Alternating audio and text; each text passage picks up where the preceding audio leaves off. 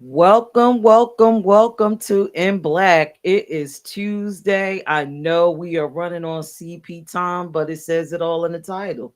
Welcome to In Black, where we might run on CP time.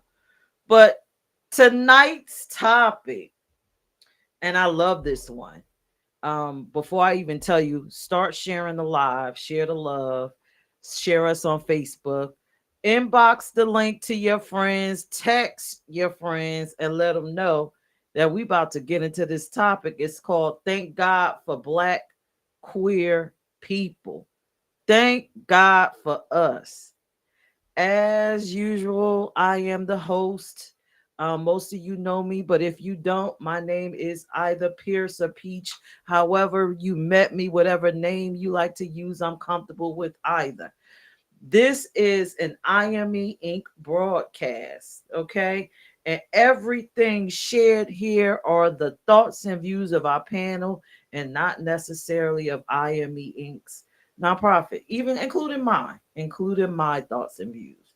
So let's get ready to have this discussion in Black. Again, please take a moment and share this live. I'm going to bring on the fabulous panel. Some of them are running on CP time as well. So I want y'all to just say hello, panel, and let everybody know what is up. How are you doing tonight? Good. Hello.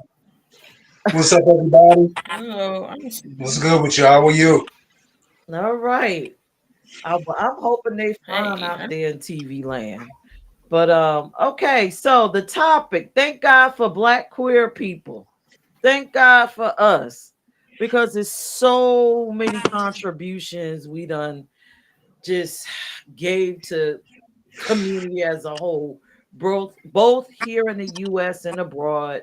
But tonight we're just gonna focus on what we know about, and that's what's happened here good in the good old US of A.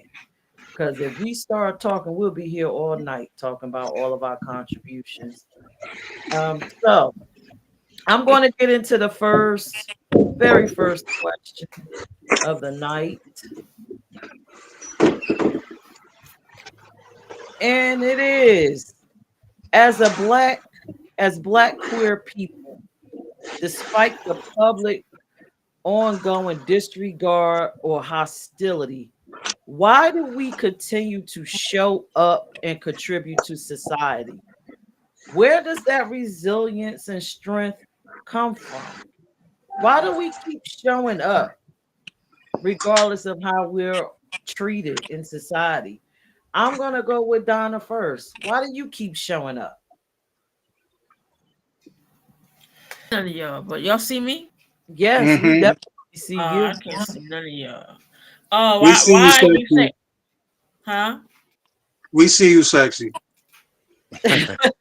Okay, thank you. Yes, yeah, but it's okay. Why we keep showing up? Because we letting the world know we here. We not in the closet no more. We out and about and living our lives the way we want to, and we don't care what nobody thinks, and nobody cares. We don't care about what people think about us and how they feel. We are here to live and enjoy life. So I think more so I want all of us as far as the queer community, we tired of being like closeted. We tired of not being able to be out and show our strength and even show strength in numbers. We have a lot of strength in numbers because not only do we come in the black community, we come in all types of communities. So we're really large as a community, and we tired of people just thinking that we don't fit in when we do. We have so much going on for us. We have a big community. We have a lot of people that are on our side, not only our allies, but we know that we are big in strength in numbers. So we're not tired and we're not scared of nobody, and we come out to show that this is how it is. We're not going nowhere. We're here to stay, and you're either gonna live with us or you're not. And sorry, we're just gonna be that way. So I feel that people just need to know that just because we're queer, we live our lives the way we are. We're not out here hurting people. We're not out here like showing that we don't deserve the love and the respect, because we all do. We're all human at the first. We're human before we gay or queer or lesbian. Well, we are human. We're all human before anything in this life. So we just have to just be more humanitarian and show the love, because we're not going nowhere. We here, we open. We tired of being in the closet. I've been out the closet since 24, so I'm not going back in, and I'm sure a lot of us are not. So if they don't like it, I'm sorry. We here to stay. Thank you, Donna. Tim, why do you keep showing up?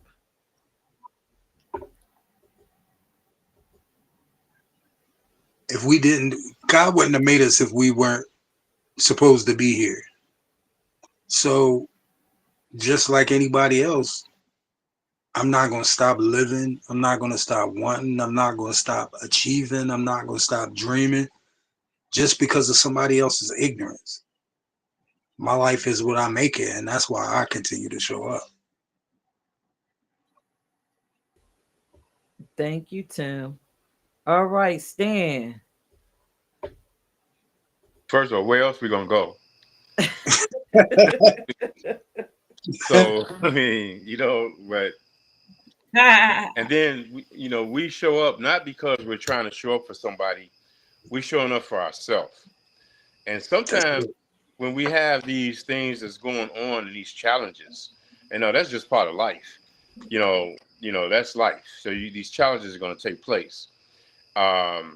One of the things I think we show up because we're not going to let people try to define who we are, and we show up because we're not doing it for anybody to validate us. We do it because that's our existence, and that's why we show up all the time. Wow. Thank you, Stan. I absolutely agree with everything everyone said on this panel. And when I looked at the question, when I wrote it, it was even thought provoking for me. And I'm like, well, all that I go through just personally with the recent thing with my Facebook being taken away, me always being reported, me always creating content, um, me always putting myself out there, whether it just be my voice, my finances, my ideas, and just try to show love for the community. And when I ask myself, why do I keep showing up despite the negative treatment? And I just, only thing I could come up with is just the love. Love makes me show up regardless of how I'm treated. Regardless. My love, um, my love for the community, just in general.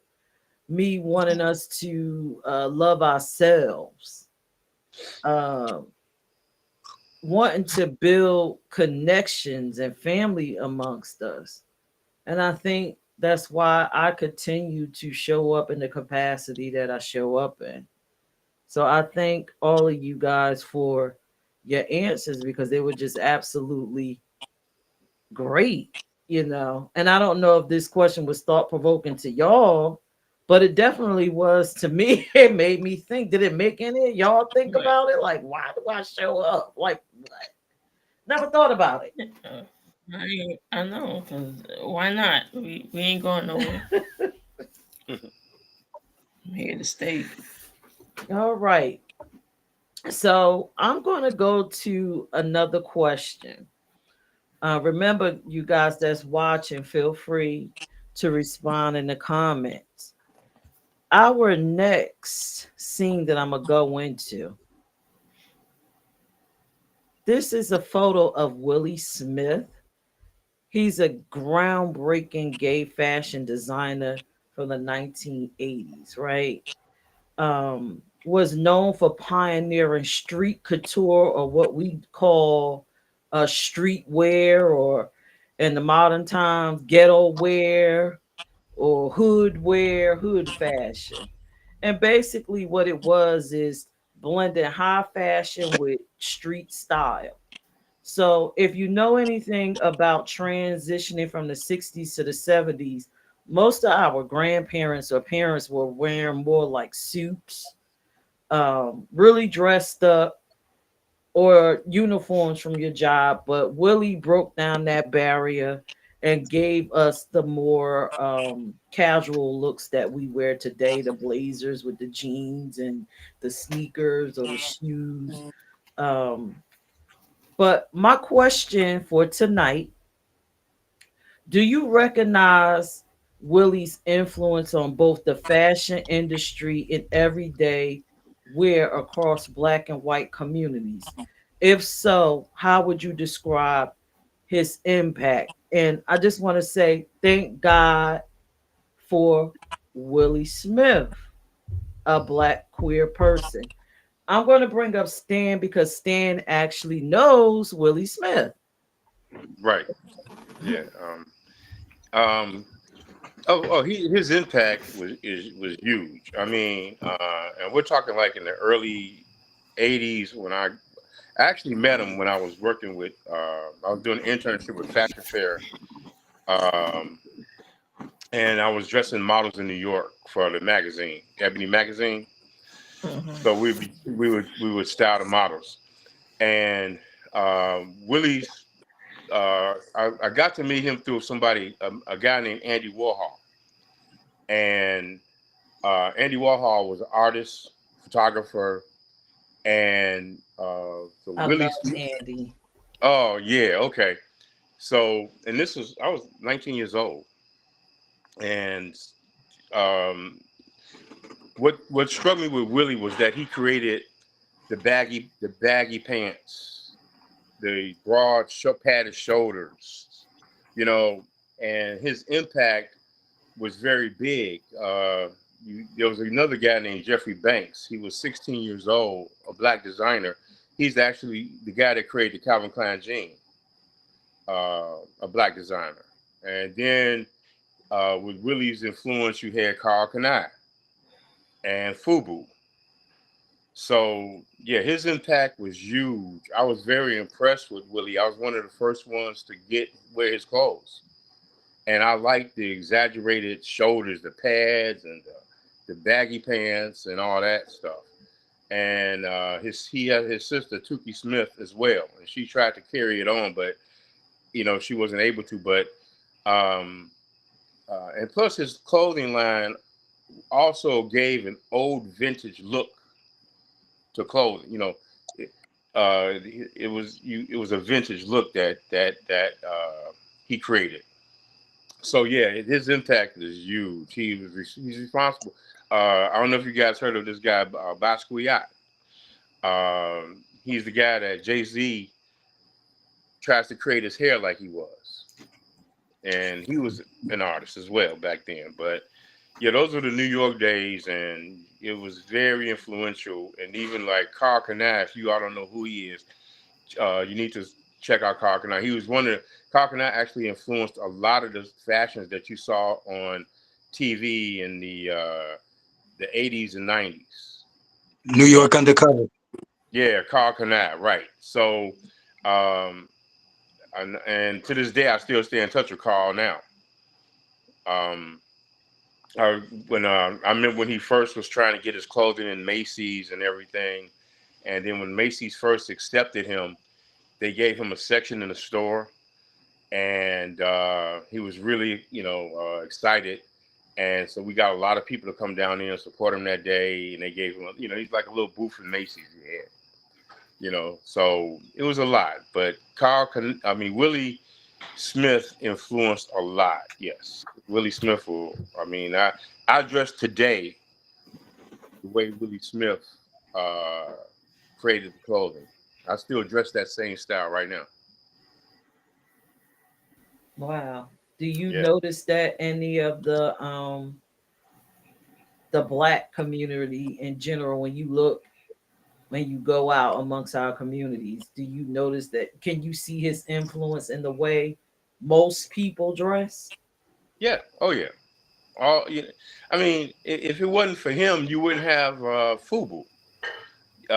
you would have a lot of these people. I mean, he opened a lot of doors, and you know, so yeah, you see it all the time. People just don't know it. You know, the buckle on the pants with all the diamonds and all that. You know, that was all started with that. So yeah, that was his influence. You know, and a lot of the white designers are copying some of that style. Um, and like I said, look up Jeffrey Banks. Jeffrey Banks was another one. He was 16 years old and worked with Calvin Klein. He created the Calvin Klein machine that everybody used to talk about. I don't know if you all remember them Calvin commercials. You know, I'm wearing Calvin. A 16-year-old black kid did that. Jeffrey Banks. Okay. And Calvin Klein gave him the credit for it. He didn't. Calvin Klein did not take the credit for that. It's like, hey, yeah, Jeffrey Banks created this. So yeah, New York was, and really still is, but New York was really popping with that. You know, I was just fortunate, as young as I was, to be in that situation. You know, I'll never forget. And you know, it's like I say, if you ever see how I dress online and stuff, that's all Willie Ware influence that I got. It is. Okay. Thank you, Yeah. Stan. I'm gonna bring up Tim. Well, I see it. Actually, I've seen it over the last 30 years um, because I used to be a part of the ballroom scene, and I've been a part of pageantry. I'm currently a part of the pageantry scene, and the formal wear category, especially in the black pageantry systems, are completely designed off of the couture streetwear that Willie Smith gave birth to. It's like those everything that those categories encompasses is everything that Willie Smith was. So I definitely see his influence. I see his influence underground. I see his influence mainstream. You also see his influence in the couture club wear that people wear to the club now or special events. A lot of these high end designs are all of that evolved from the fashions of Willie Smith. So yeah, his contributions are everywhere, regardless where you go, whether you're straight or you're gay or you're purple or you're green. Yes. And then he influenced black culture and everybody samples from black culture. So yeah, you definitely see it all around you, the influence of Willie Smith on fashion. Thank you, Tim. Donna. Yeah, I had to go on my phone because I don't know, my laptop was acting up. But I want to thank. Is he still alive, Willie Smith? Or is No, he he's not alive. not alive no more? Yeah, I want to thank him because when it comes to fashion, I love to dress, and the way you dress is the way it makes you feel good. It makes you look good, makes you feel good. Um, you have confidence in yourself, especially when you dress good. So I thank him for that, and yeah, he did a lot for the black community and other communities. Because us as black people, we love to dress. We love to dress. We love to go and buy high end stuff, and we just a fashion statement. So he started it, and I'm glad he did, because like I said, what you wear, it can give you a boost of confidence. It makes you feel good, it makes you look good. And that's one thing that I think he did as far as with the community. Also, he when you dress good, like the bell bottoms, I used to wear bell bottoms back in the 70s. I used to love my bell bottoms, and so I get that fashion is a big thing, especially for a lot of queer men, because they love to dress. They dress their asses off. So um, I give Will Smith a lot of credit for doing that, and bringing that to our community, and showing that fashion is top notch because people love to dress. People love to dress. People like to go out and look good. So yeah, the fashion industry. Back in New York, they had the fashion district. Um, and they used to have like I think it was I forgot, it was like some kind of I don't know if it was a show or some type of event, but they used to have it all the time with the fashion. I don't know if he had anything to do with that or he was part of that, but I know in New York they used to always have something to do at the fashion district. And yeah, I thank him for that. And yeah, confidence is definitely how you dress and how you look. Okay, for our community, the first major one was the Ebony Fashion Fair. Okay. Ebony Fashion Fair's runway show. Okay, yeah. Okay, yeah. We had a lot of those. So yeah, yeah. So I thank him for that very much. All right. So when I think about Willie Smith, first off, when I looked at that photo, honey, you could tell we are in a transition stage, and thank God that he's taken us out of our grandparents' zoot suits and two piece like the mob, and making us more modern and more casual fly. And that is something that I personally love, when you could take denim jeans, match it with a beautiful shirt, with Mhm, big blousy arms. I'm a shoulder pad girl too. I love that. And one of the things that I noticed in the photo, right? And I don't know if y'all noticed. Let me put the photo back up here. mhm, Uh, do y'all see the transition from the OJs to Run DMC? You see the two guys with the leather jacket and the jeans on. yeah. Mhm. All they need is my Adidas, right? And Mhm, now we got Run DMC, we got LL Cool J. Then you transition into the Rakim period, and so on mhm, and so forth. And I just find it so disheartening that our community, especially the men, that can actually walk around and call people the A word, I mean the F word, I'm sorry, the F bomb, mhm, call mhm, girls the D bomb. When you walking around here in a uniform that was created by us for us, and now it's for you. So Mhm. what does that say about what you look like? right. So thank God for Willie. Mhm, Um, right. to you homophobes, your dress style, when you get up in the morning, you put that t-shirt, you put them jeans on, you put them sneakers on. Remember, Mhm, Willie did that. You right. owe that to Willie. So think about us. I hope you think about us every time you get dressed. I hope you rethink using that F bomb, because at this point you're speaking about yourself, not just us. So thank God for Willie. I see that Smack has popped on. Smack, would you like to answer the question, or you want to get on to the next one? Okay. So that was Willie Smith. If you're watching and you don't know who he is, I say take the time to educate yourself. Go online, look him up, and learn. The topic for tonight is thank God for Black queer people. In this celebration, we're going to talk about some phenomenal people in history and share our thoughts. So let's go on to the next screen. All right. So I know y'all recognize this man right here. I Mhm, know everybody watching know who this is.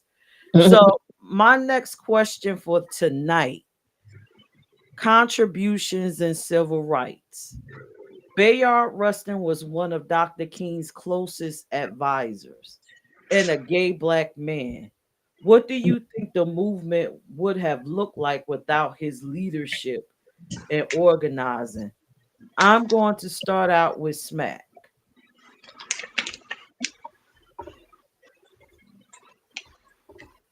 Don't start out with you. Okay. Because I'm kind of, I don't even The know. only reason I But say just that, like, let me catch my breath. I'm like really just leaving one job, coming to another, just giving them Okay. a. I can't even use my computer right. I don't see y'all, but y'all could probably see me. So I'm trying to work out the technical stuff. Okay. yeah, Let's go with Tim. Could you repeat the question? Sure. Bayard Rustin was one of Dr. King's closest advisors and a gay black man. What do you think the movement would have looked like without his leadership and organizing? Um, I think that there would have been a lot of holes in the leadership because he wasn't the only gay black man. He was the only gay black man that was out, that was public. So I think without us, the numbers would have been not dramatically smaller, but noticeably smaller. We made a large contribution to the civil rights movement that isn't discussed about because it isn't discussed because of who we are. So the movement would have been a lot more difficult without us. Okay. Then next up, I'm going to put Stan in the hot seat.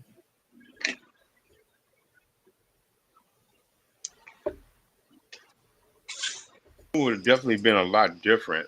And then understand that at that time, um, they could not openly. Um, Ruskin couldn't really be totally out there with what was going on, but he was a conscious person in Dr. King's ear. Because at that time you had to understand too, even though we had the civil rights going on, but then we had the thing with the church and people accepting the, like the whole gay agenda. Um, so uh, Ruskin was very good in Dr. King's ear, and then the people that knew about him, uh, it it it offered inclusion. And at that time, you didn't have to emphasize what you were. You know what I'm saying? You were just a human being. So we didn't have to sit back and put these labels on ourselves. I'm gay, I'm this, I'm that. Well, it was just a human rights, human being issue. You know, so yeah, if it wasn't for him, and he was conscious in Dr. King's ear as well, because like I said, King came up a certain way in the Baptist church, and you look at things a certain way, and so we wasn't talking about a gay issue, we're talking human rights issues. And so that was, he played a big role in that. And I'm gonna give a plug to something that every year we have the Ruskin Breakfast here in Atlanta, and it's a great event. And you all, if you ever get a chance, come to Atlanta for it. Come down for it. They celebrate Ruskin every year. It's a huge breakfast. All the celebrities come out for it, and it just keeps him. It just keeps a reminder of who he was. So yeah, that's. And I Oh, knew more about him because of that. But when I attended the Ruskin Breakfast about 5 years ago, and just the contributions he made to this. So yeah, it's he, you know, um, but yeah, and then there's something else too. You all ever heard of? We'll go into that one other day. But a reverend down here named E. Dewey Smith, and and that's something else we could talk about. But it was Ruskin that actually changed E. Dewey Smith's mind, because E. Dewey Smith is a Baptist preacher here in Atlanta that was very homophobic, and now he's making a lot of news because of his views have changed. So if you get a chance, check out E. Dewey Smith too. But Ruskin laid some things on E. Dewey Smith, just his memory, that changed a homophobic Baptist preacher, E. Dewey Smith, into a guy that said, hey, we got to open this dialogue up. We've been preaching the wrong thing for a long time. So, but anyway. Thank you, Stan. Donna. Yeah, it's first time I'm hearing about him, and I knew nothing about that. I didn't even know he was his wingman, Dr. King's wingman. I didn't even know that.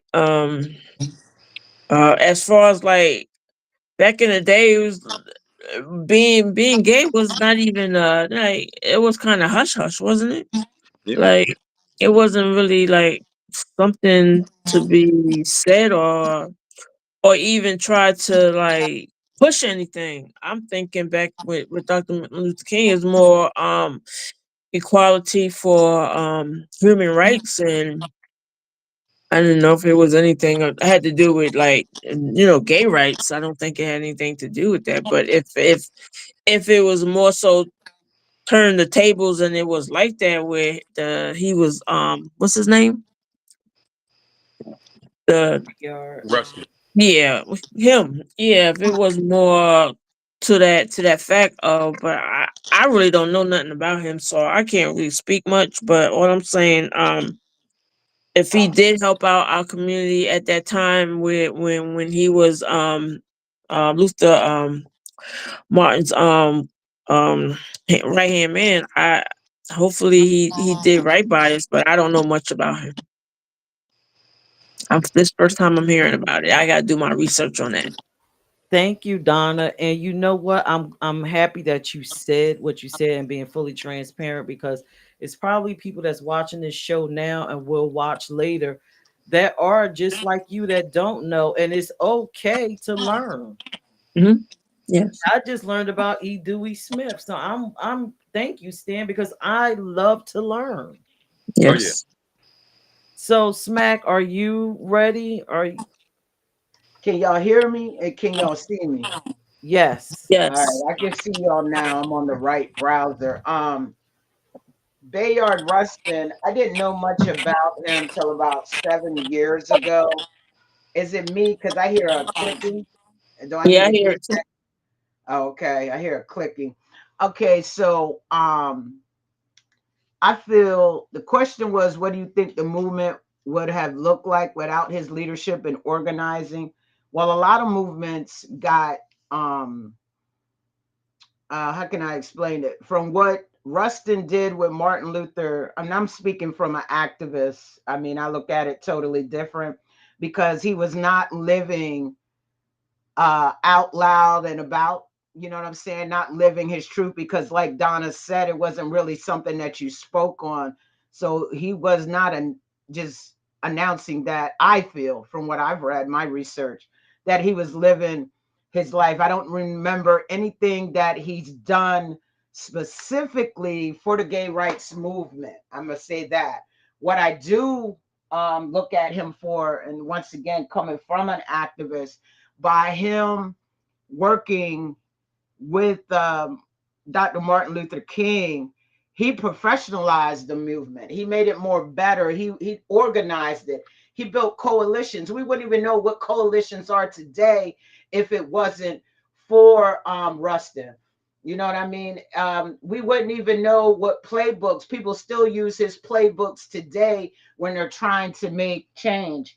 He is the one who mapped the timelines. I mean, one of the things that I think about is back in 1963, I wasn't even born yet, was the March on Washington, the infrastructure, the transportation, everything that he did, the media strategy, everything that he did to lead up to that, to get all of those people were walking, some all the way from North Carolina to Washington, D.C., to be a part of this March on Washington. People were hopping in cars, the buses.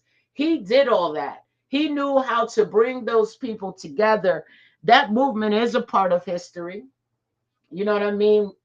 Rustin, he was the backbone of a lot of these mass movements and mobilization that you see today. He is still, his name is still talked about. He left such a big part of history on people and how he did things that people still do it today. So I feel without him, we would have fewer mass mobilization moments. We would have slower policy wins. I mean, he proved that, a quiet queer man was really the big man in the room that wasn't really pushed to the front so you could be seen. He didn't want to be in the front. He just did what he knew that Martin was the dude, and he did what he knew best, strategized, came up with everything. And people are still using that today. We would never know what mass mobilization moments are if it was not for Rustin. Rustin probably helped encourage a lot of the gay rights movements, the things that we're still fighting for today. He marked how we actually activate and how we go about bringing change. It was him. Don't get me started, because once I started doing research for him, it like hyped me up, because I didn't know this man did all this. I heard the name before, but I really didn't know until I went and did my own research on him. And he did a lot. You hear about him a lot, even in my favorite organizer, which is Ella J. Baker. Thank you, Smack. All right, so I guess it's my turn to answer on what do you think the movement would have looked like without his leadership and organizing. I am a big history buff, and from my studies, I personally believe that the March on Washington would not have happened. From my studies, this man, he sacrificed his mission, his he shared his mission and sacrificed him being in the leadership role because of his sexuality. He knew that in the time that he lived in, no one would follow a gay black male. So what he did was he decided to impart everything, like Smack said, the organizing, his idea, the speeches, and he allowed Dr. King to be on the forefront of a movement that he couldn't be in front of. During that time, it was a lot of sacrifice. So I applaud him. And just like we said about Willie, um, our community, especially, we don't appreciate some of our heroes because of their orientation. Um, in the case of Bayard, you black people, you black homophobic people, you owe us. You owe us. You should be thanking us. That's once again, we keep showing up. We keep planning, we keep organizing, we keep strategizing for change, and we show up for y'all regardless. And that's what Bayard represents for me. Um, I do not believe that there would have been a march on Washington. I'm sure they would have came up with other movements, but it wouldn't have been as eloquent as that one. So we need to thank God for Bayard. Thank God that he put himself on the back burner so someone else could shine to get the movement across. Thank God for that. It also reminds me of another gay black male that financed the movement.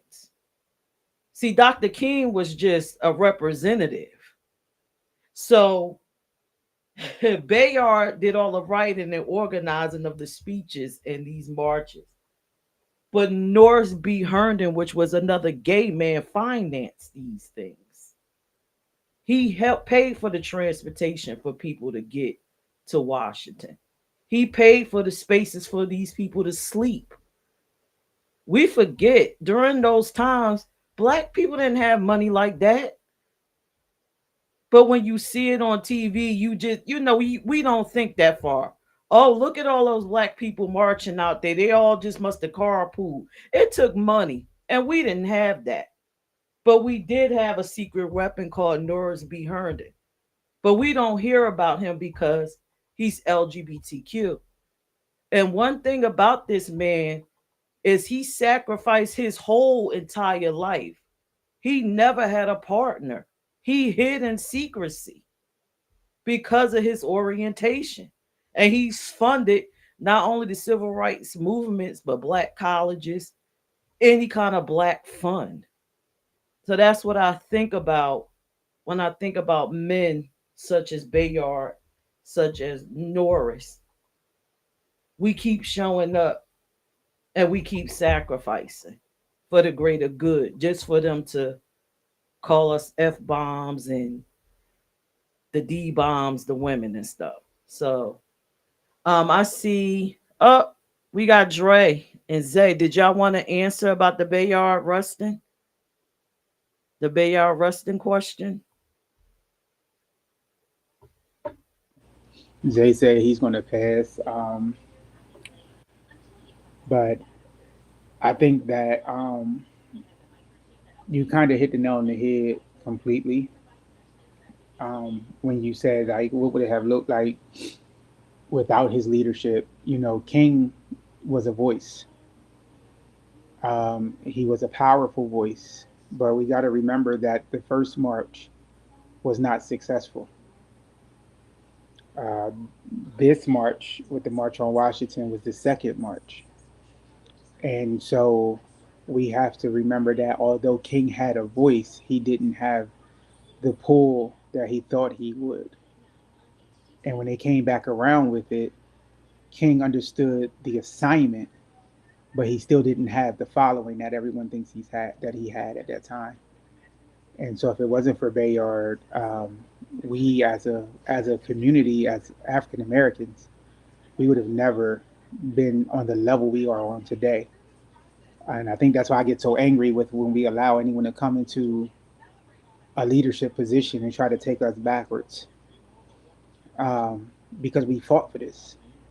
And it bothers me that our own people don't recognize the people who had to actually work behind the scenes. Because for every front leader has a great team behind the scenes. I don't care if it's Dr. King or Juanita Bynum. They have a great team behind the scenes. And King understood the team he had. But that's my comment for him. Thank you, Dre. All right, so I guess we're saying thank God for Bayard Rustin, right? Civil rights movement. So as we continue this celebration, we're going into contributions in invention.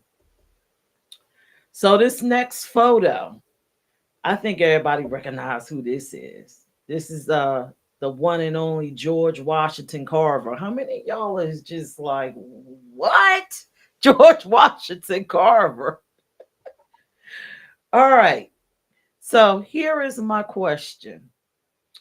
There have been social rumors that agricultural scientist George Washington Carver may have been part of the LGBTQ plus community, with suggestions of a close relationship with his research assistant, Austin W. Curtis Jr. If this were true, why might it have been necessary for him to keep his sexuality hidden? Do you think that if society had openly recognized LGBTQ plus individuals as contributors to science, it would have changed how LGBTQ people are perceived? I know that's a mouthful. That's why the question is right there. So I'm going to go with Stan. Stan seemed to be on point. Stan the man.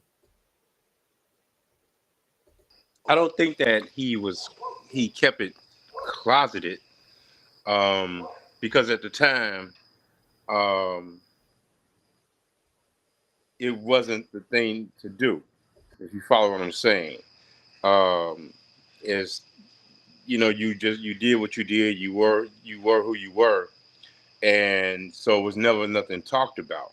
We didn't start getting to the revolutionary, coming out the closet, and we're gonna come out and all that Because so back then it wasn't relevant. It wasn't necessary for him to acknowledge it. It was really pointless. So, um, and the thing is, by him not, I mean, it was just something you didn't acknowledge. I mean, it's just something that you didn't have to bring out. Um, because then, if that was the case, then we wouldn't be focusing on all the accomplishments he made. We'd be focusing on his gender, and so by not making that an issue, we focused on his accomplishments more than anything. You know, so it wasn't anything relevant to bring up. You know, so yeah. Okay. Thank you, Stan. Tim, I'm gonna put you in the hot seat.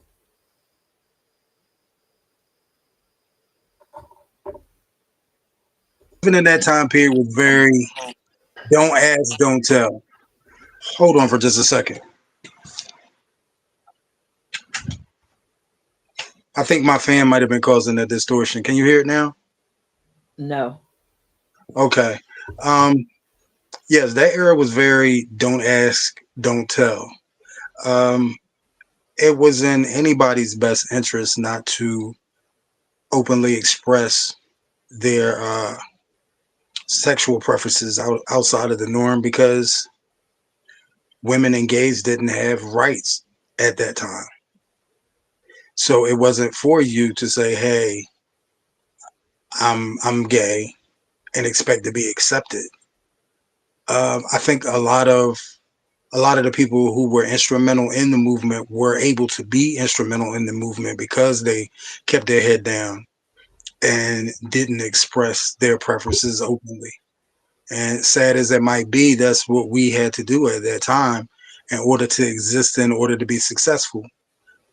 Um, because being gay was hazardous to your health at that time. It wasn't just a matter of people shunning you. You would get hurt really bad, even killed, when people found that out. So it was a necessity for those people to live the way they did in order to be successful, in order to contribute to our causes, should I say. Hmm. Do you think if they came out, it would have changed how the community perceive LGBT people? Absolutely. It would have put roadblocks in their way, would have made it much harder, or it would have made it impossible. Some of them would have been stripped of their authority and their respect. So it was in their best interest Okay. not to cause any ripples in the water. Okay. Thank you, Tim. You're Let's welcome. go with Smack.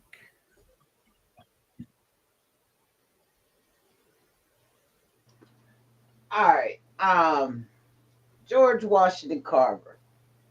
There's really nothing out there that says, and I would love to have a debate with someone on this because I look at it, he was a scientist, this man stayed busy during that time, back in that time during the Jim Crow, what's that called when you can't mix bloodlines, miscegenation, or what's it called? You don't mix bloodlines. I think I said it right. I'm not miscegenation or something like that.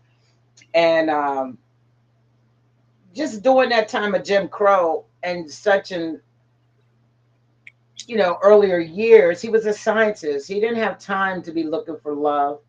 He was always in the lab.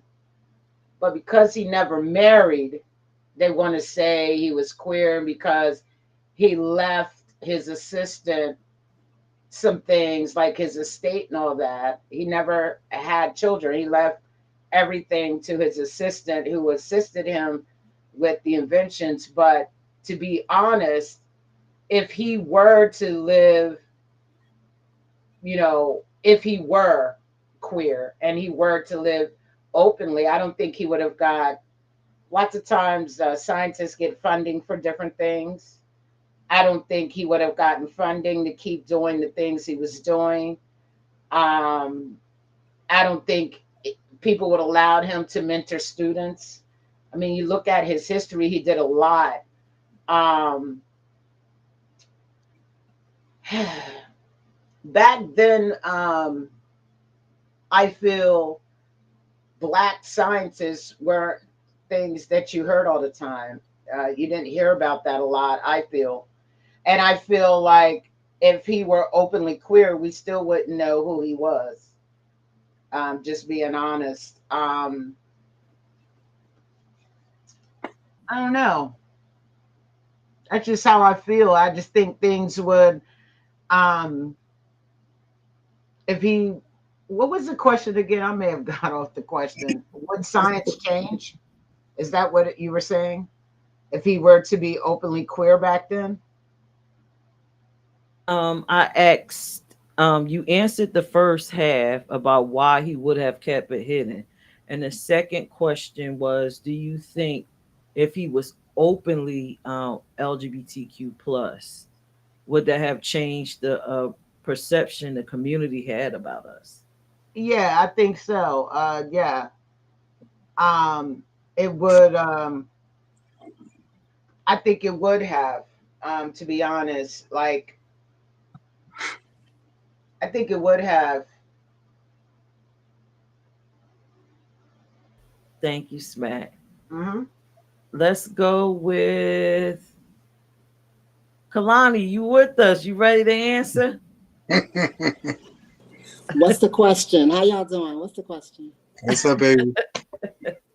So the question is about George Washington Carver. Okay. Do you, if he, we don't know if he was gay or not, but it's alleged that he was a part of the community. Oh, Why might have it been necessary for him to keep his sexuality hidden? Do you think if society knew, it would have changed how the community perceived LGBTQ plus people? okay. So the first half of that, why I think he probably would have kept it hidden. I mean, I think the violence and the aggression towards this community has progressed over the years and over the time periods. Um, Bad things still happen, but to the degree back then people were killed, they were taken out and like murdered right in front of people just for the color of their skin. So no matter, if you're gay, straight, whatever, especially if you're going against what their religion is saying, he could have been killed. So I think that was one of the reasons why he could have kept it hidden, but we don't know. We don't know if he was dealing with, things within himself or whatever. So we don't know. We can only speculate.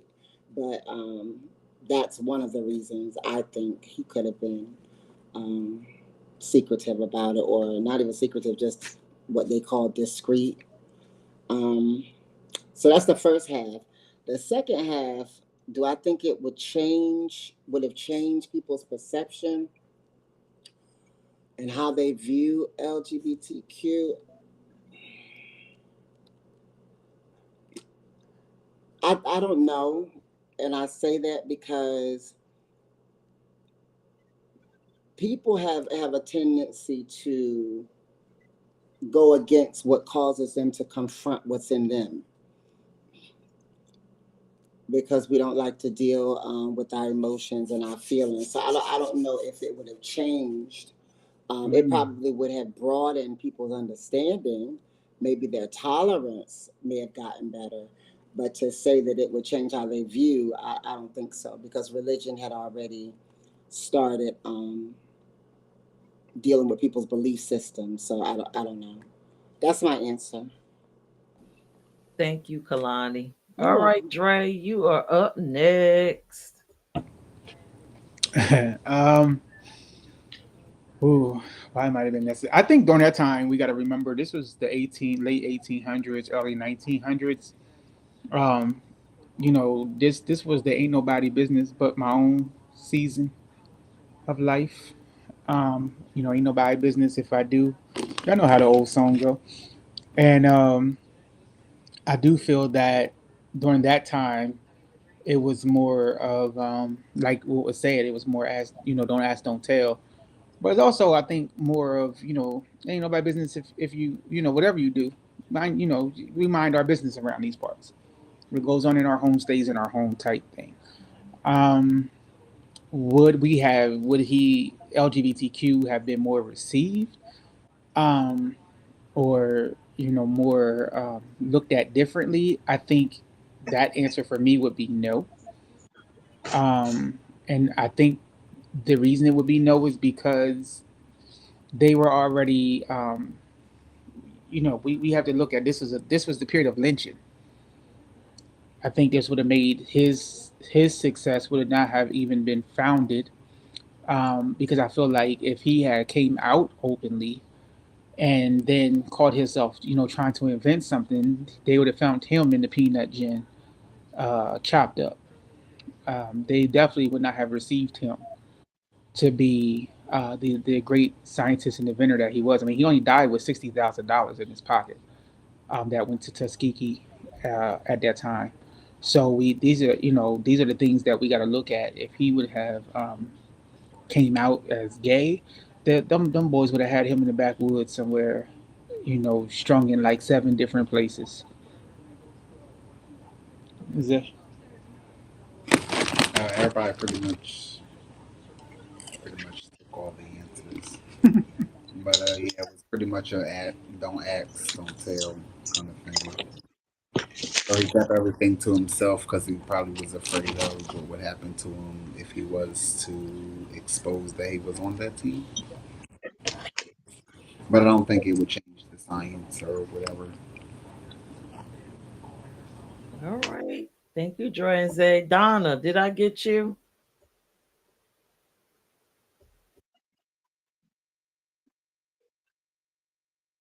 Thank you. I'm like, unmute.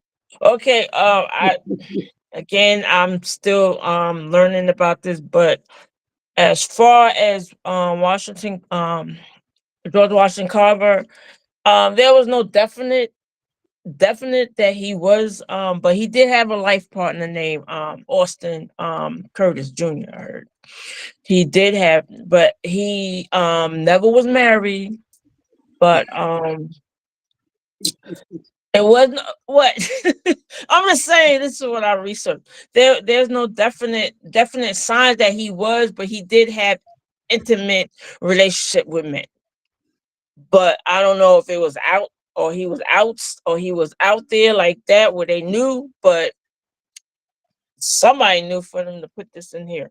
But he did have a life partner. He did have a life partner, Austin Curtis Jr. He did have but he was never married. But they said that he was celibacy and he was very and then he had trauma from slavery and being a slave man. But I don't know, as far as like homosexuality has been even back in the Roman days. So it ain't nothing new about homosexuality. It's been there back in 600 BC, whatever. So we've been like, homosexuality is not something new. So, but I guess with him, not really. I'm trying to say he definitely didn't advertise being gay, but he was doing things, and he was still a good inventor. I mean, he invented a lot of stuff. He was very and he's one of us, so he was very smart, very so whatever he did in behind closed doors, that was his business, and that's what I gotta say. But I don't know much about him, but I know he had a life partner. Thank you, Donna. Oh no, I'm trying to learn. I'm learning all of this stuff. I don't know. I'm looking at this picture and they look very happy together. But anyway, Thank you. Yeah. There you go. uh, There you go. I didn't even have to say nothing. Picture tell you everything. This is worth 1,000 words, right? So Amen. I agree with everybody on this panel. I can't even rebel against anything. We're talking about out of slavery. We're talking about he would have dealt with so many movements, segregation, J. Edgar Hoover, the lavender scare. He would have been probed. This man had to stay in the closet. Do I believe he was in there? Yes, because I don't know a man that's going to leave everything to another man that's not his relative. Right. He had the option to donate that money to a school or something, but he left it to his lover. So I'm not even going to play a game and say I don't think I believe this man was LGBTQ plus, and I still thank God for him. Even if he did what he needed to do, and he pumped out some. He was very innovative. He pumped out some great inventions. Now, would him coming out would have made a difference? Hell no. People were still trying to deal with the idea of him being black. Everything else after that, they wouldn't even heard. He could have said, "I'm a gay man. We don't care." It could have been a whole white gay community. We don't care. Let's lynch this. You know what? And Everything just would have been black. Nothing else mattered. Your last name, who was your slave owner, grandfather, none of that would have mattered. So that is, my answer. But thank God for George Washington Carver. Were any of y'all shocked you, that he was Yes. I wasn't shocked. It made me realize when I found out that he was speculated to be gay. That's when it made sense to me why so many of his inventions were claimed by white men. Because if people knew that you were openly gay, they wouldn't buy your product. And that might be why so many of the patents on his inventions were originally claimed by white men. They had to get down to the fact and put it out there that Carver invented a majority of the things that he invented because his inventions were initially passed off by white men. And that might be an explanation as to why so many of his inventions were initially passed off by white men because of his preference. Nobody would have bought it in that time period. I agree with you. I'm looking at some of his inventions. Yeah, he did a lot of stuff, especially I'm from like, peanuts. yeah. I'm like, did he invent toilet paper? Because that sounds, like something a man would make like some toilet paper. To be He did a lot of paper paints with stain, cosmetics, soaps, plastics, milk, flour, cooking oil. peanut punch, y'all.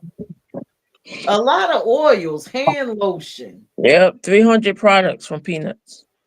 A lot of oils. I'm quite sure. Sweet A potatoes lot of too. oils. Salad oil, castor Mm-hmm. oil. Mm-hmm. Look, laxatives. Mm-hmm. Okay. It's all Everything. there. Yeah, It's very all smart. Very, very, very smart man. Very, there. You just very gotta intelligent. read. You just gotta read. It's there. But Don't matter what he did. Don't worry about all what he jokes did. aside, he made some amazing contributions. He did. He did. So my next question. We done talked about 3 pioneers in 3 different industries. What black pioneer inspired you and why? When you think about any gay person in history, who inspired you? I think I'm gonna go with Smack. Who inspires you, Smack?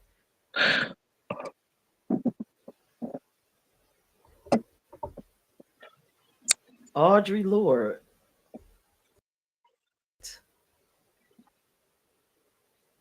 Yeah, Audrey Lorde. I got introduced to Audrey Lorde probably about 3 years ago. And as I started reading some of her speeches, poetry, and essays, she just amazing. You know, being a Black woman myself out here advocating and being an activist, a lot of her works just made me feel like I have power, like my voice is worth something, like I need to speak. There's, you know, she, let me see if I can find one of her favorite. There's a quote that she says about not being free. I am not free while any woman is unfree, even when her shackles are very different from my own. So that right there from Audre Lorde just tells me that I need not to be silent. I need to keep speaking and speaking up until everybody is free. And that's why I always say I'm not a free Black woman, because everybody ain't free. Thank you, Smack. But I encourage anyone to get this book here. It's called Sister Outsider. It's really good. And while long as we're silent and not saying anything, there's a lot of times, there's a lot going on, but a lot of our people, especially Black LGBTQ plus people, they pick and choose what they speak on. And I think we need to stop being silent and start advocating for some change, because it's not directly you that's going through it doesn't mean you can't speak up for those who are going through it. All right now. Thank you, Smack. I'm gonna pull Stan up. Okay.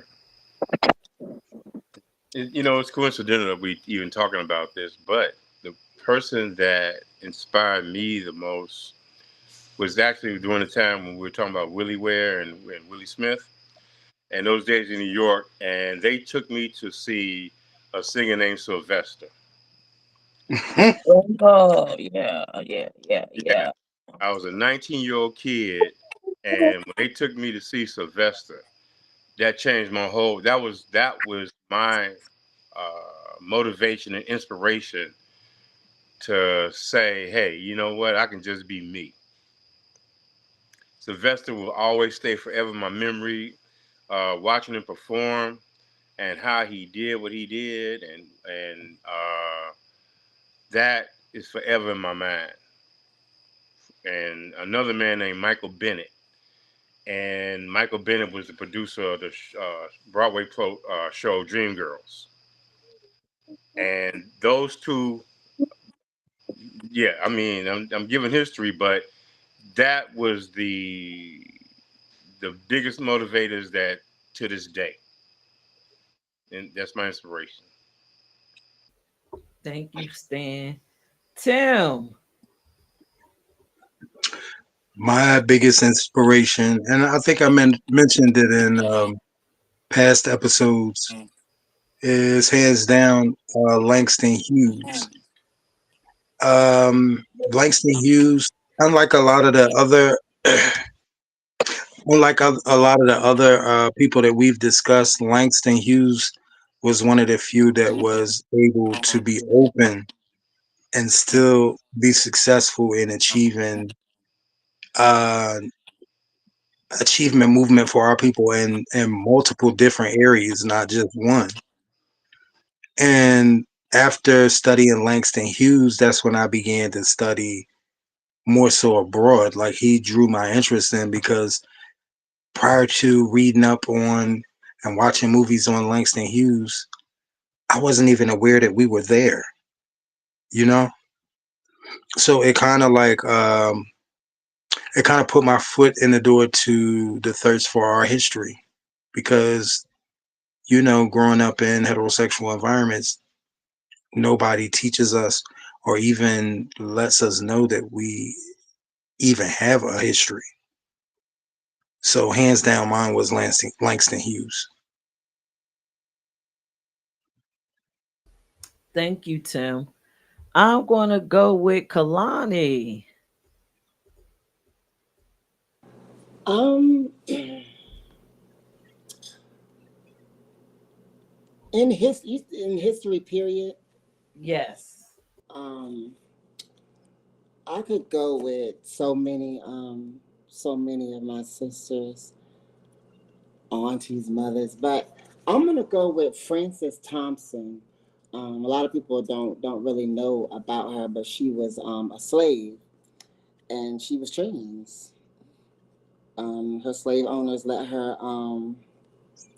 transition, um, physically or whatever, and she went through a lot. But she was the first black trans woman to stand before the U.S. Congress and testify concerning the Memphis riots. So it was interesting when I started my journey. I wanted to see how far back we were in history, because every time they talk about trans, they talk about the other people. So I had to go see where we were in history. So she's an inspiration, because she transitioned during a difficult time. Like I know the times have been hard for some of us, but she transitioned during a time where she could have just been killed on the spot and nobody would have done nothing like they're doing now. But it was a different time. So I really commend her for that. So yeah, she's my inspiration. Thank you, Kalani. All right. So let's go with Donna. Let's see who you got, Donna. Well, we always brought this person up. We even brought this person up for our Me Fest, like our annual Me Fest. Marsha P. Johnson. Nobody can never ever forget about the Stonewall movement. She was down for social justice, as she was down for, she was civil rights activist and civil rights movement. So I commend her for doing what she did, standing up for the community, and nobody can never forget about the Stonewall movement. That will always be in everybody's memories, because they went through a lot in that period of time to fight for our rights and fight for for what they believed in, and for us. So we can never forget Marsha P. Johnson. I honor her and respect her. Thank you, Donna. I'm going to go with Dre and Zay. I'm gonna have to go with. I'm gonna say Ellen. Black Pioneer. Yeah. Oh, Black Pioneer. I just read it again. Oh, I didn't know it was Black Pioneer. In I black, just thought it was baby. Pioneer. Period. You can go with Ruth. Would you say RuPaul? Yeah. Yes, RuPaul is black. And I guess we could say Ellen is honorarily black. I don't know. She dances I all the time. don't know. Absolutely. She goes either way. I think for me, That's like I know her skin is white, but I see her as black. But I would say RuPaul, but he's not really. I wouldn't really put him into that category. But Ellen, I will put into the category because she came out on national television that she was gay in 1997, and she fights for the LGBTQ to be out in the open on air. Okay. I would say Shirley Caesar. Nah, let me stop. Bonnie, fix your face. Ouch. Let me stop. You Now, want to say James Cleveland? that's why he didn't feel no waste time. Now, for me, I would have to say like James Baldwin. That was like one of the first authors I read that opened my eyes, and I was young when I read James Baldwin, and he really like just his graphical nature of writing and his transparency in his writing. I was like in sixth grade reading James Baldwin and Iceberg Slim and Donald Goines, stuff I would had no business reading. But yeah, it really like opened my eyes to a whole nother like Mother Caesar, if you watching, you time to come out. Nah, but yeah, that's where I'm at with it. James Baldwin for sure. Thank you, Dre and Zay. All right. So for me, I absolutely love history. So every time I find us in history, I just love them all. But two of my favorite black pioneers for two different reasons is I love William Dorsey Swan. Hmm. Um it's something about a gay man that survived slavery and still managed to keep fairy dust in his pockets and going out creating drag balls, doesn't care. I'm gay, I'm here, and now I'm free. Hello. I love that energy because that could have been taken from him. You know, Right. slavery, I just imagine how slavery was for him.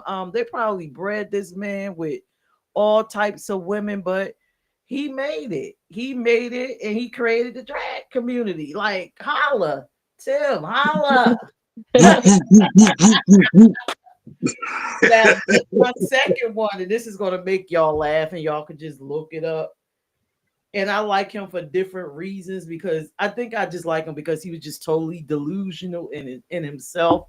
J. Edgar Hoover, the gayest black man that was delusional about everything, but used his creativity to create the FBI to investigate gay black people. Like, come on. Come on. How crazy do you gotta be? So I find him interesting, intriguing, and if I was a psychiatrist, I would love to have him on my couch. Just a bizarre man, J. Edgar Hoover. Did y'all know he was black? Mm, mm. Did you say J. Edgar Hoover? Yes, Was that? yes. They done doctored every picture I done seen of that man up. He was a mulatto, and he killed people Oh, to keep his secret. And he was got you, got gay. He you. was dressing in women's clothing Oh, after wow. hours. It was just look him up. You'll be like, oh, what? What's going on with this man? Yeah.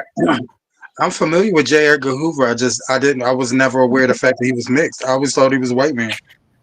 I don't know No. why I knew you was gonna say that, man. That's why he knew all the secrets, all the black tricks, and because he was black. Ain't that a bitch? For Learn your those of you history. watching, look it up. J. Edgar Hoover was black and he hit it. And gay and a cross dresser. So, Right. my next question as we go along and celebrate queer blackness, no matter how weird it can get. Now, this one is like a deep dive question. Is it easier for black people to thank God for what black LGBT people created than to thank God for our existence? And why? I'm gonna go with Stan because I know he got something thought provoking to say. I'm gonna pass on that one for real. Okay. All right, let's see. Dre and Zay. For black people to thank God for what they create and to thank God for existence. Hmm. Who? I can't say that it's easier. I can't say that it's harder. I'm just gonna say it all depends on how strong your faith is because we thank God for a lot of things, but when you go into the churches and it comes to the LGBTQ community, they always have something negative to say. And then they always be like, oh, well, God said, or God wouldn't want, or, when it comes to your dying days, when you get to the pearly gates of heaven, you know, per se. He's not going to accept you because of the life that you chose. So I don't know. Me personally, myself, I'm just going to say it doesn't matter whether you're gay, straight, or whatever. I just think that you should thank God, period. Um, I ain't gonna preach tonight. Uh, I do believe that black people will thank God for creation by a black person that happens to be gay before they thank God that a black gay person exists. Because let's just be real, that's how we were brought up. And so Awesome. the biggest issue to me with the gay community or the black community is, you know, we pick and choose too easily. And so we're very, you know, we would definitely say, God, thank you for the peanuts. But before we say, God, thank you for George Washington Carver, who happened to be black and gay, but thank you for Hoover, you know, because it's just us. It's the way we were brought up in church, and we don't believe in reading. That's why they say if you ever want to, uh, you know, confuse a black person, give them a book, because we don't believe in reading for ourselves. We go by what grandmama said and great grandmama said, you know, and nobody questioned why they called Daddy Grace Sweet. You know, so these are just the things that just pop into my head randomly. So yeah, yeah. Thank you, Dre. Smack you in the hot seat.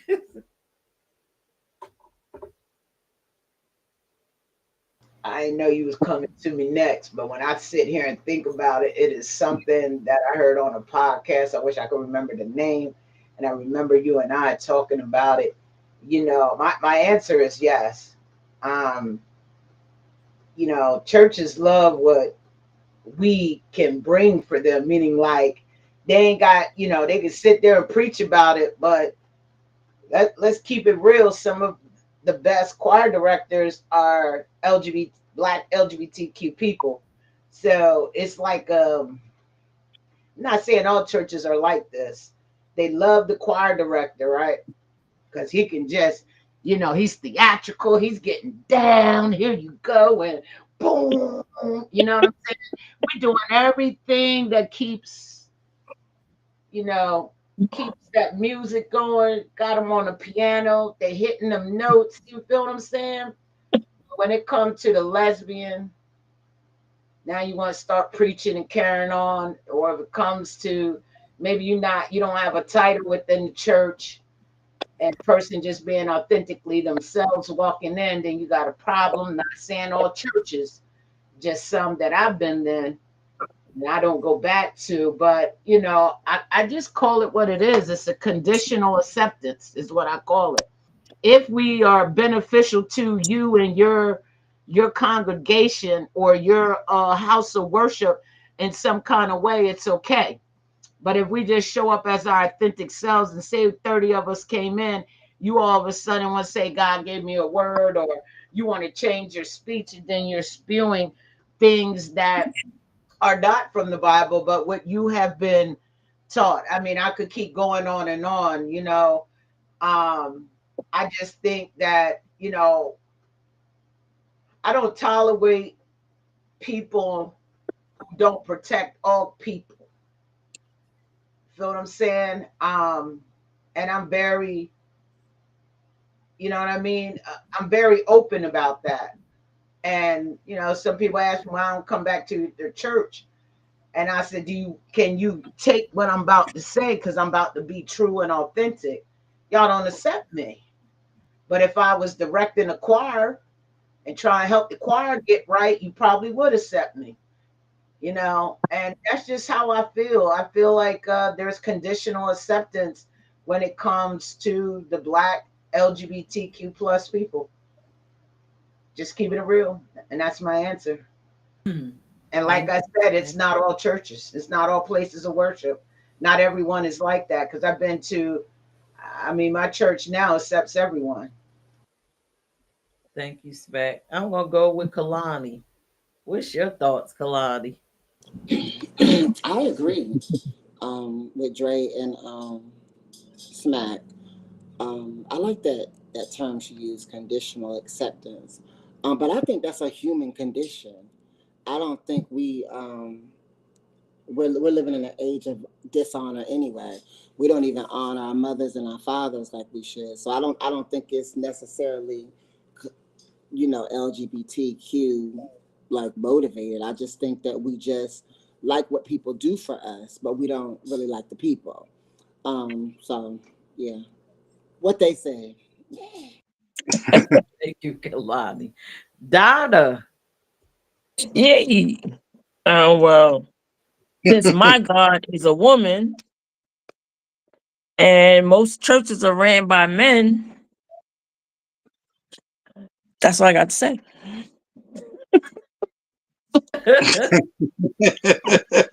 All I got to say. No. Donna, you gotta explain that. I love Donna. All I got to say.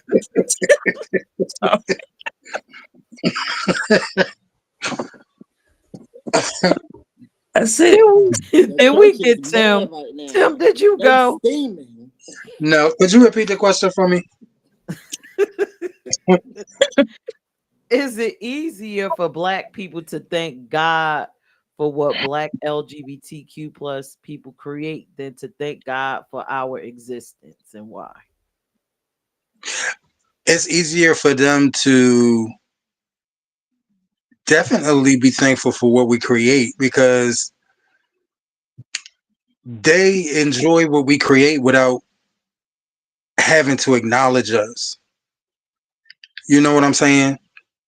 You can sit up and gay this, dyke this, faggot this, trans this, but then go out and buy our fashions or things that were influenced by us and not have to say thank you and not have to offer a contribution or even feel bad about your feelings on the people who created the stuff that you're purchasing.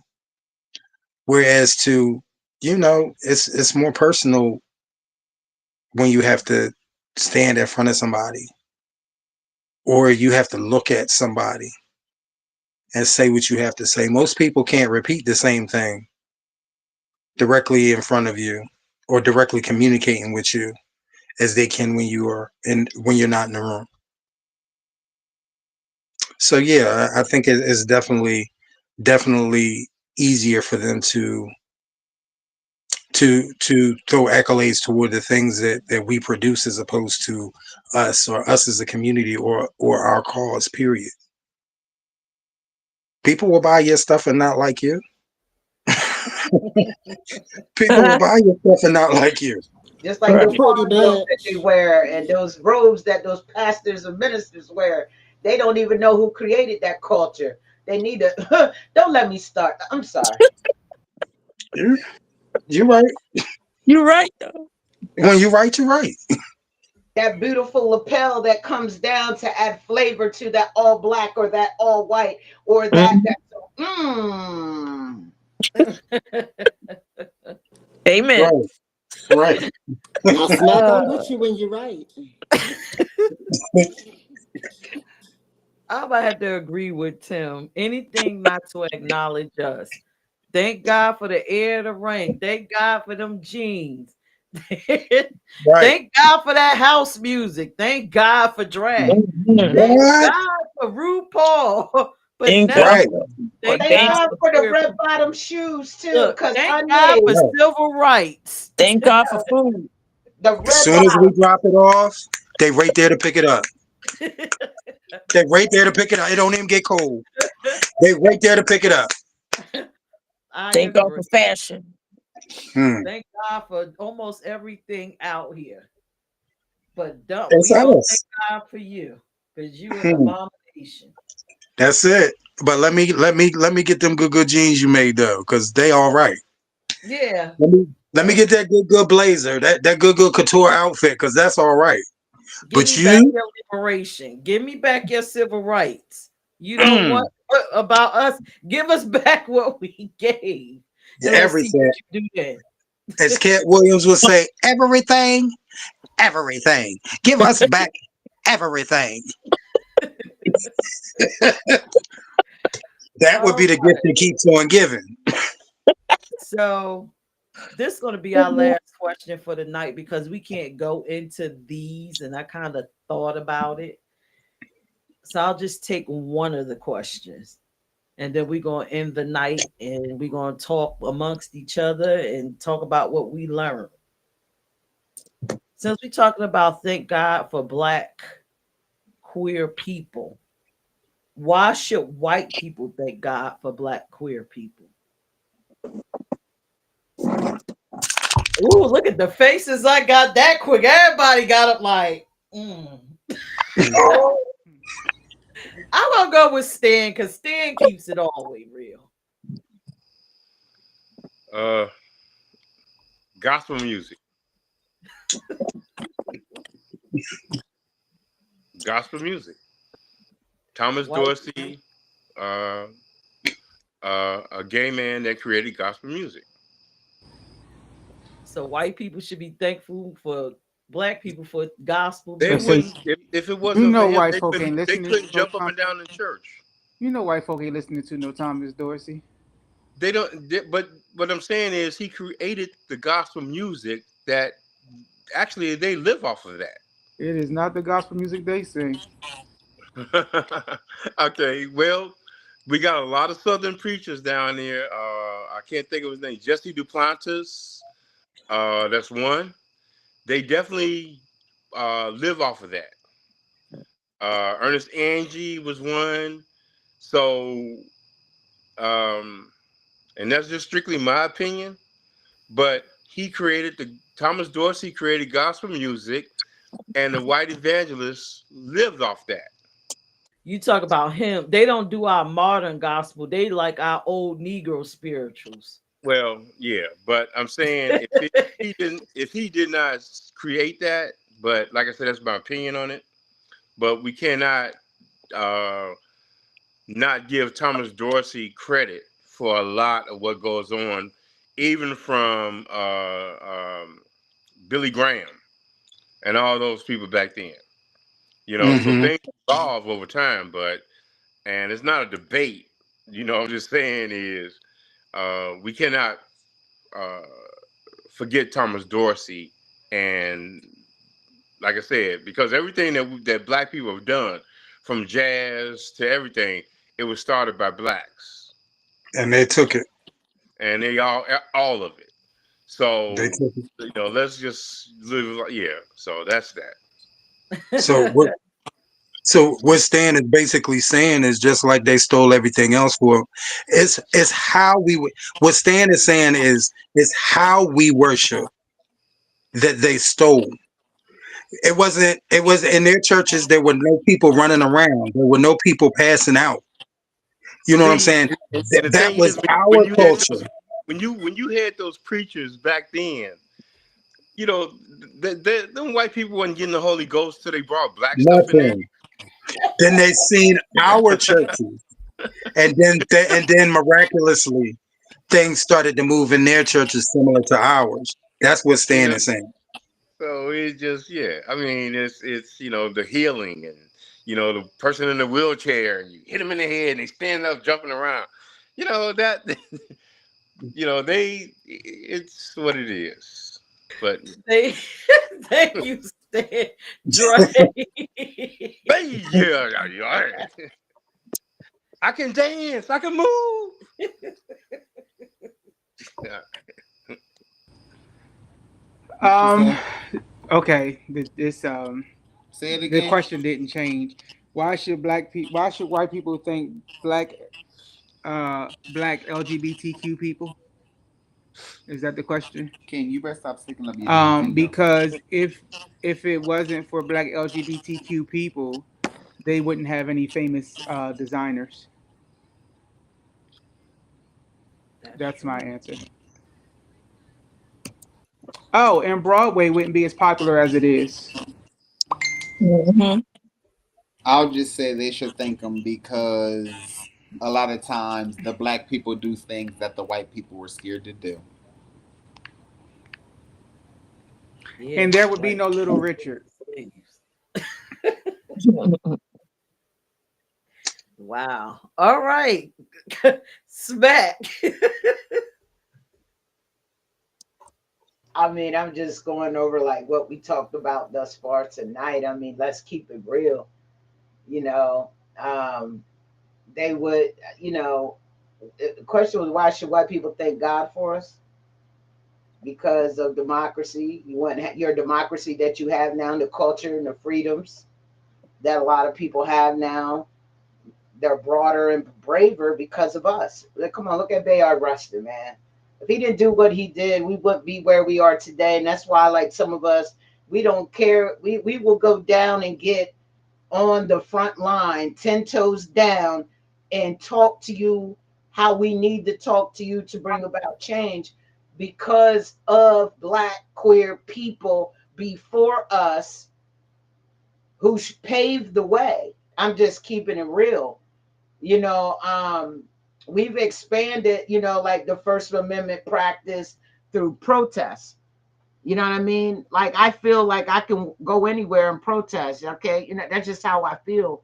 And I really feel like, we reshape music, dance, fashion. You talked about all this tonight with the different people. Education, how a person learns. And all of that benefits everyone. You know, we weren't just trying to keep it for our community, it was for everybody. And people need to put some respect on that shit. Excuse me, Lord. Put some respect on that. Because that's just how I feel. Gratitude is not charity, it's accuracy. All right, Tim. What? What I do? Okay. Why you laughing at me? I'm just gonna put it like this, and then I'm gonna give you an example. Um, the white community has never stopped living off of black labor, and I'll give you a prime example. And I hope none of the white skin entertainers who book me are offended by this comment, but y'all that work with me know that I'm a fair person, and I generally just say what's on my mind. So I'm gonna go ahead with it. You'll see a white skinned entertainer that may not be extremely talented, but is very, very good at business and very good at advertising and very good at putting together events. And you'll see them in the center. But when you look at who the entertainers are on the show, they're they're black or they're minorities. And we bring an element and a flavor to their shows that would not be there. So we're booked, we're paid, but they get a use out of us. They get to be in a position that they wouldn't be in with their own talent. They book the talent, and that keeps them afloat. Some of the entertainers that work in the industry, the ones that work the most are some of the least talented, but best business oriented. So they benefit a lot off of our labor. That's something that's never changed. And to me, the drag community, even in 2025, still feels like the 1960s and the 1950s when we were just transitioning into segregation, because people don't speak on it, but the drag community is very, very, very racially segregated, and quite a few people benefit off of our talent and off of our abilities such as sewing and dancing, and they wouldn't have those benefits if they weren't hiring us. They wouldn't have that success if they weren't hiring us. and they're hiring some of us for pennies, and they're making thousands of dollars a night and paying us $50, $75. So yeah, they should be definitely be thankful.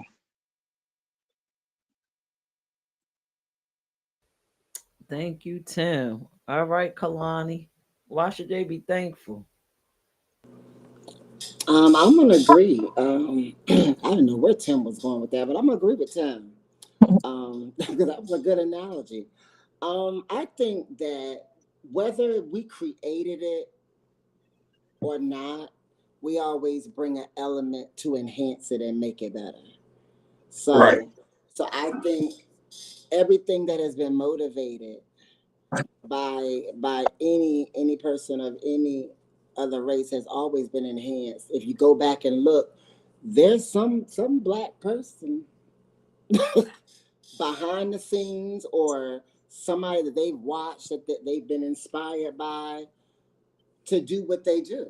So I think that some of their whole careers have been on the backs of Black people in any industry. Right. In any industry, because oh my God, people are gonna feel some type of way when I see this. Girl said. Sad They're not mamas. that awesome. They're not that great. They're not that talented most of the time. Like it's been stated already. They don't have a lot of vision. They're good business people, but they haven't been through enough to see outside of what it could be and see the And potential of what they could have. So, and in order for you to create something and make it on a grand scale, you have had to have lived through some things to be able to take yourself out of where you are. You understand? It takes a certain type of life to go there. So yeah, that's my answer. Sorry, not sorry. Donna.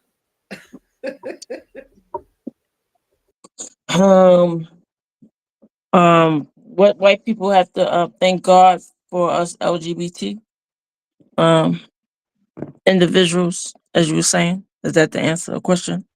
Why should white people thank God for Black queer people? Oh, one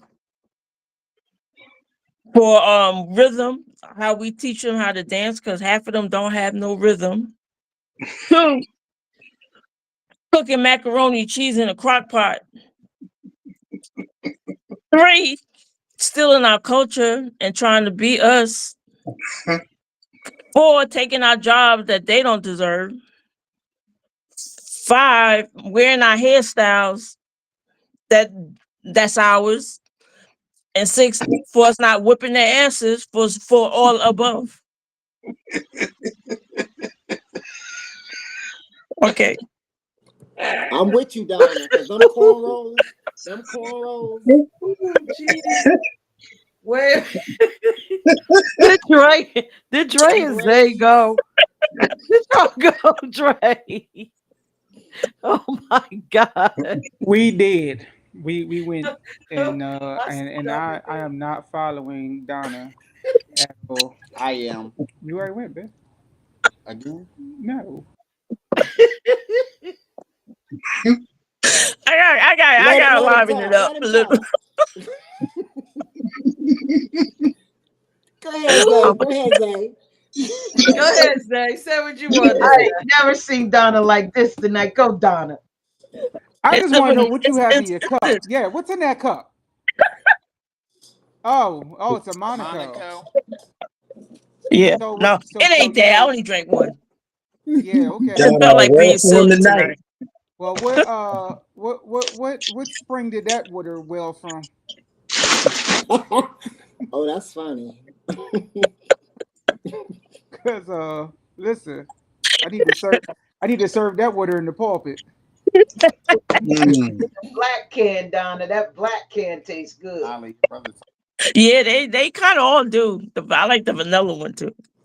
Zay, what was mm. you gonna say? Oh, what you gonna say? They say. Um, Yeah. I can't remember right.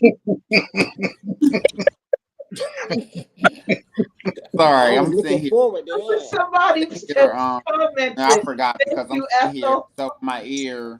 I got my kids on my phone, and they both talking to me at the same time. At the same time, I'm trying to pay attention to the show. So. Did He Ethel thought he missed Shockley? a question. Yeah, I thought I missed. Thank you, Uh, Ethel.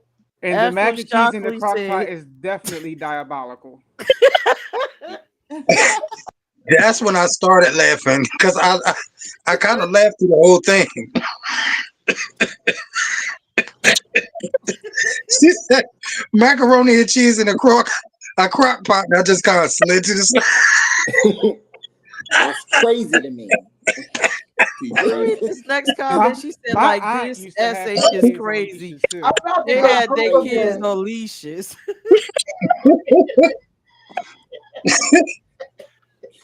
Kids on leashes. Yeah, I know. So they do have leashes for the kids, but Yo, big shout out to I feel like Ethel, that's like a man. punishment for your child. Like Oh, we're not animals, my we're throat hurt. human. If I am anything, so just grab done. your child and yank them up. You know. I'm That's what the listening. leash is I'm for. done. But for me to answer it, y'all answer just about everything. The one thing that comes across my mind, Donna, I agree with you with that last one, but I wasn't willing to say that. They better thank God we ain't whipping their ass for what 400-500 years of torture here. Exactly. I'm with you. But the one thing that really sits heavy besides that is, white women got freedoms off of our back, but then they turn around and Yes, treat us like shit. Right. So, but that is but a they big challenge. but they still wouldn't have got their freedoms if it wasn't for us. That's right. Well, if it wasn't for y'all, should I say? Well, for us, but For definitely us, y'all. for all, and listen, the gay women fighting for the vote, uh, fighting for rights to be able to have a bank account, some type of freedom, and then the whole civil rights movement, them able to get jobs and stuff. So they benefit from Right. everything that we Right. do. Because when they gave it to us, they gave it to them. Yep. And then in slavery, they benefited off of that black, you know what, when they Mhm. husband wasn't home Indeed, they did. and They had the still little benefiting off mulatto that. kids. Mhm. Yep. They So still benefiting. this was a I'm good about to get show. mad. Oh Lord. So everybody's on the screen. And as usual, we end our show. I tell you, this Ethel is going in. Put her up there. I want to see what she's saying. She I got said they have leashes and unseasoned seafood boils. Homegirl right there, y'all. That's my homegirl. That's my baby. CC. Are we? We gonna get I'm Thank done. you, That's Ethel. we shit. We gonna have I do got a question. That's crazy. Do we have questions for each other or anything you want to say what you learned? Go ahead, Smack. Yeah, I Unseasoned got a season. question for Tim, because that's where it started. You had spoke about how some of the Caucasian I would say promoters, because that's what I call them in my world, who put these shows on, they making thousands of dollars, but only offering you 50. People of color or black people, why don't y'all form together and come together as one? Because I'll be damn, in this day and time, I ain't never been booked for $50. That's who I am. And I can And see that y'all put your costumes alone, the makeup, what you put into it. I just couldn't do that shit. I couldn't do that. You And need I to that's feel do like that. Vonda. to come together and form not even a union, but form some type of coalition and be like, yo, this is what we want. If you know they making thousands, yo, it's 250. Here's the thing, Vonda. Not going nowhere for 50 damn dollars. I'm Let, sorry. let, let me explain it to you. As the ones in our age group fought for them to pay us more, the generations behind us came in and started working for $25. Ain't no way. Can I say So something? basically, so No, basically, what they saying did. that I'm not saying that it didn't happen. I'm No, just saying it ain't no way. I'm no. I'm telling you what happened when we stood up for ourselves to get higher pay. The younger ones just came in and started working for even less than what we were getting, and then it Wow. just blew everything. I It would just blew sew them. everything. You should sew them outfits up with breakaway thread. When they get to moving their hips, their outfits fall apart on them. That's why you don't see me working in certain cities. That's why they like you right in that city. Why are you not working there? Because the money doesn't equate to what you have to put into it. And I have a love for the industry, but this shit is expensive.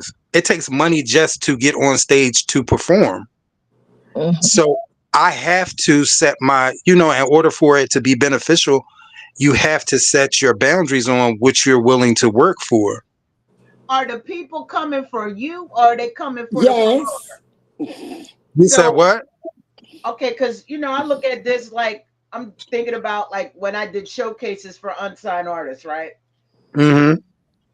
There were some that wanted to be paid, but they couldn't get 5 people or 3 people into to come and support them. My thing Right. is your fan base following you, and can you prove that to the person? Because I'm pretty sure it's $10 or $15 to get into the show. So if at least 20 of your people come, that's some damn good money. That's like what, $300 that you brought into the building. Well, I'll put it like this: the pro and con with that. I'm 50. Most of my fan base is in their mid 50s, early 60s. They not in the clubs no more. But you and Peirrce have seen me entertain, and y'all know I'm the type of entertainer that can come in and wake up any room. So you know, I'm worth. I'm worth. I know what I'm worth, and I don't. I mean, some people are like, "Oh, you're stingy," or "Oh, you're selfish," or "You're greedy." No, I'm not. I'm not. It's like if I continue to work for $25, knowing it costs me at least 40 to prepare to get on stage, then I'm either there exclusively for the love of entertaining, or I'm an idiot as far as as business is concerned. And I can't be a fucking idiot. I'm sorry. My pockets will not. My pockets will slap me the fuck up. My bills would slap me the fuck up. Like, no, no, you know. So, anybody else got any other questions for each other on the panel or anything you learned tonight that you didn't know? Mm. I do my research on Rustin, right? That's his name. Bayard Rustin. Yeah, I'm gonna do my research on it. Okay. I'm about to Google this macaroni and cheese in the crock pot. I ain't never I've never heard of that before. I have Donna, to you're look gonna what that is. you're gonna Slow turn cooked around in a few songs. macaroni. You're gonna turn around in a couple of weeks, and that's gonna be a house song. A house song, macaroni in a crock pot. Watch. As long as I make some money off it. I'll tell you one thing, Stan, I've learned a lot from you tonight about all these different activists. And I know white people have learned so much from us, practically everything. Actually, what we should have said is they should thank God for us, period, for life, because we are the beginning and we will be the end. And they come through us. But I learned so much. I learned so much from Stan. Yeah. And I did not know in white churches they still singing old Negro spirituals. Mm. I just like the Wade in the Water, which is crazy because half of those songs were cold songs, runaway slave songs. They had meanings in them. So I don't know. I Those did not songs were built around pain and suffering, so and they have no idea. They have no idea what they're actually singing. Mm. yeah, I don't know. So nobody learned anything, everybody, nothing else y'all wanted to share. Well, I learned that you never, ever, regardless what you do, ever make macaroni in a crock pot. Don't you ever. White people. What is that? Marshmallows? Nah, that's macaroni and cheese crock pot I thought magic, that and was it's marshmallows. platform to make it. Yes. Oh wow, that looks like marshmallows with candy yams or something. So we're gonna start off with some Oh butter. no, no, no! I don't I have time can't. for that. Oh my god, just what they putting in it is just like, oh, Yeah, they have no talent on cooking at all. No. it's like soup. Ew. All right, so I guess I'll be into the show because nobody don't have any questions and we done got it all. Um, Can I have everyone stay on after she ends it real quick for a brief announcement? Sure. so this was a very interesting and black episode. Please like and share this. I hope y'all learned something because every time I do this show, I'm always learning something. This macaroni and cheese and Negro spirituals and wow. I'm I'm just about gonna to look go that one up here. too. I love this in I'm church. taking y'all done took me out tonight. Oh my god. And people, white people, get it together because I don't want to see Donna whooping y'all. You know what? Because Either that or Ethel Shockley whooping you over leashes and unseasoned seafood boys. This has been a violent show.